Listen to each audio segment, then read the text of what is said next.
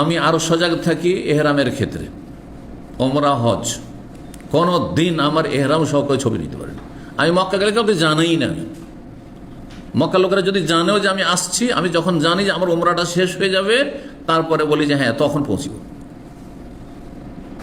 আর খুব কাছের লোক যদি জানে, ওরা জানে আমাকে, সুতরাং এই সাহস করবেন না যে আমি এহরাম অবস্থায় আজ আর ছবি করে নিব আর ফেসবুকে ছেড়ে দেবেন। এটা করবেন। ওইসব লোক আমি সঙ্গী বানাই না। জি, বুঝতে পেরেছেন?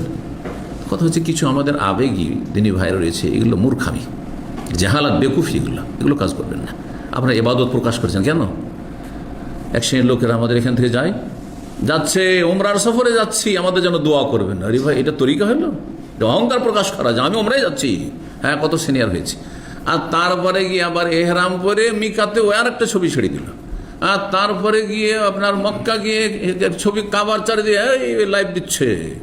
আবার একটা সাফাতে উঠছে, একবার একটা মারওয়াতে উঠছে। কি এগুলো? অহংকার, অহংকার এগুলো কেন? এগুলো